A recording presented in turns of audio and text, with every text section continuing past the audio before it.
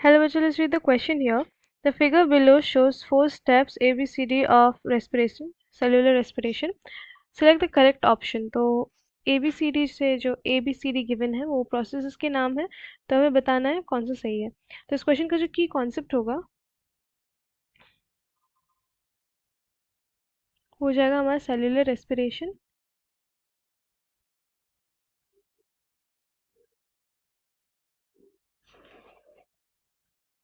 जो कि बहुत इम्पोर्टेंट प्रोसेस है ऑफ मेकिंग ग्लूकोज से एटीपी बनाने का बहुत इंपॉर्टेंट प्रोसेस है. तो इसमें 4 स्टेप्स होते हैं. पहला हो जाता है हमारा ग्लाइकोलिसिस,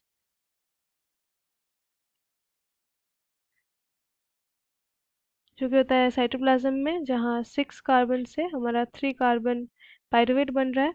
नेक्स्ट हो जाता है हमारा लिंक रिएक्शन, जहाँ 3 कार्बन से हमारा 2 कार्बन एसिटाइल कोएंजाइम ए बन रहा है, और ये एसिटाइल कोएंजाइम ए हमारा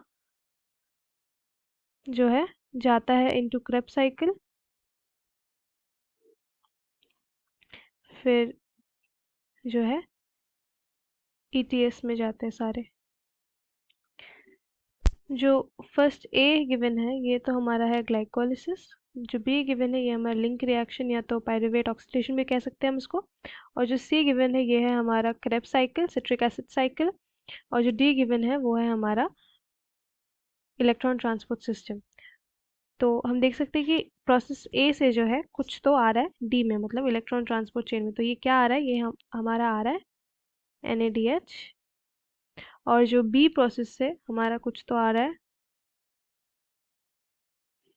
इलेक्ट्रॉन ट्रांसपोर्ट चेन में, ये भी है हमारा NADH.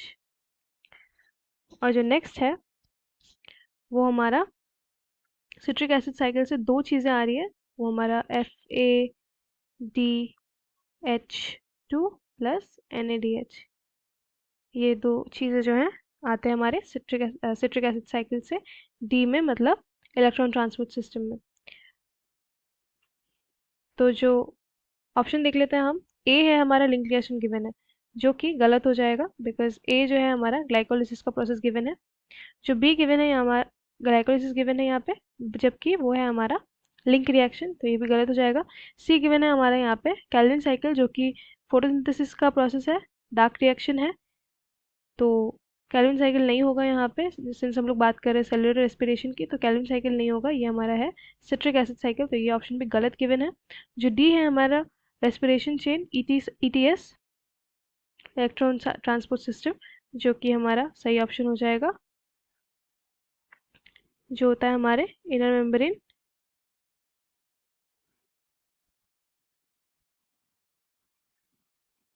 ऑफ माइटोकॉन्ड्रिया में.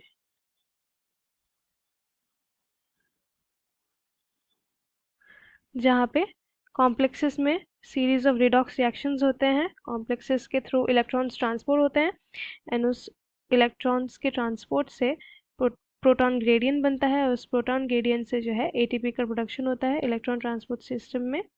ATP और वाटर मॉलिक्यूल का भी जो है प्रोडक्शन होता है. तो ये हमारा इलेक्ट्रॉन ट्रांसपोर्ट चेन. सो इसका सही आंसर हो जाएगा हमारा answer D. So hope you understood well. Best of luck. Thank you.